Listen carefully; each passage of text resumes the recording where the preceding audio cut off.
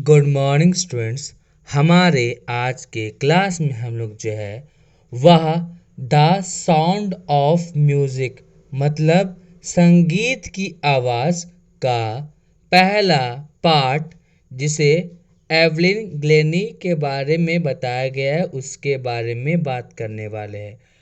अगर हम बात करें एवलिन ग्लेनी के बारे में तो वह एक मल्टी परक्यूशनिस्ट है, मतलब उन्हें बहुत तरह के म्यूजिकल इंस्ट्रूमेंट बजाना आता है। तो इस कहानी में उनके लाइफ के बारे में बहुत सारी बातें बताई गई है। तो चलिए शुरू करते हैं हमारी आज की कहानी। कहानी की शुरुआत एक अंडरग्राउंड प्लेटफॉर्म के पास होती है, जहाँ पे एक 17 साल की लड़की जो है वो नंगे पांव खड़ी थी, क्योंकि उसे जो है वह ट्रेन का वाइब्रेशंस को फील करना था। वह 17 साल की एक लड़की है जिसका नाम एवलिन ग्लेनी है और उसका आज पहला दिन है prestigious royal academy of music London में। उसने जो है एक कंपटीशन में पार्टिसिपेट किया हुआ होता है, जिसके कारण वह जो है वहाँ की मतलब रॉयल एकेडमी ऑफ म्यूजिक की सबसे कम उम्र की एक म्यूजिशियन बनती है। अब कहानी जो है वह फ्लैशबैक में चली जाती है, जहाँ पे एवलिन ग्लेनिया जो है वह 8 साल की है और जब उनकी माँ उन्हें आवाज़ देती है तो वह अपनी माँ के बातों पे रिस्पॉन्स नहीं करते हैं और क्या पता चलता है कि उनकी सुनने की शक्ति धीरे धीरे कम हो रही है और 11 साल के आते आते उनकी सुनने की शक्ति खत्म हो जाती है और उनके जितने भी टीचर्स थे वो उनके माता पिता को यह राय देते हैं कि उन्हें जो है वह अपनी बच्ची को डीफ के स्कूल, बहरों के स्कूल में भेज देना चाहिए। लेकिन एवलिन इस बात से बिल्कुल ही मना कर देती है। वह क्या देखती है कि एक दिन एक लड़की जो कि बहरी थी वह जाइलोफोन चला रही थी और तभी एक तबला का टीचर जो है वह उनके पास आते हैं और उन्हें ट्रेन करते हैं। वह उस बहरी लड़की को यह बता रहे थे कि किस तरह से हम जो है हमारे शरीर के अलग अलग भाग से जो है वह संगीत के धुनों का पता लगा सकते हैं। अगर किसी भी तरह के धुन हाई नोट पे है तो वह हमारे कमर से ऊपर तक हमें फील होता है, वही दूसरी ओर अगर उससे नीचे जा रहा है तो मतलब नोट कम है।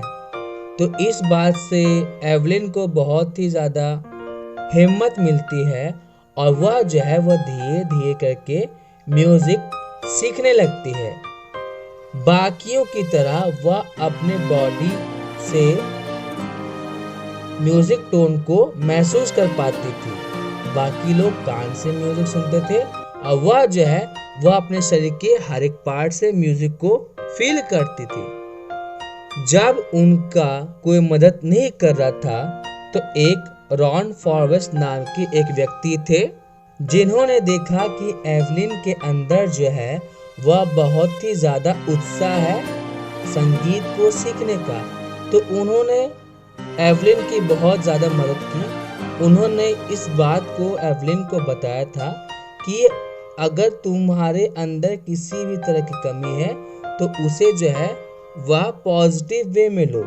अब जो है हालांकि तुम्हारे कान तुम्हारे साथ नहीं है तो तुम कानों से नहीं बल्कि अपने शरीर के अलग अलग भाग से संगीत को महसूस करने की कोशिश करो। और इसके बाद से जो है उन्होंने संगीत सीखना शुरू किया और उसके बाद कभी भी पीछे मुड़ के नहीं देखा। बहुत तरह के म्यूजिकल इंस्ट्रूमेंट्स जो है वह एवलिन बजाना सीख चुकी थी। उन्होंने prestigious royal academy of music में भी अपनी जगह बना ली थी और उस रॉयल एकेडमी में अब तक का सबसे ज़्यादा मार्क्स स्कोर करने वाली एवलिन ही बनती है।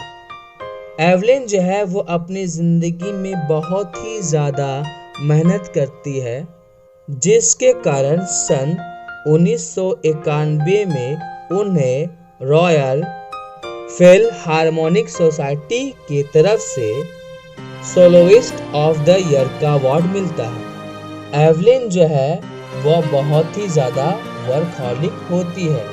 एक बार जो है वह एक इंटरव्यू दे रही थी और जिस तरह से वह सारे के सारे जवाब दे रही थी, कोई उन्हें देख करके बता भी नहीं सकता है कि उनमें किसी भी तरह की कमी है, उनकी सुनने की शक्ति खत्म हुई है। एवलिन जो है वह फ्री में कॉन्सर्ट्स भी करती थी, अस्पताल के लिए, जेल में रहने वाले कैदियों के लिए।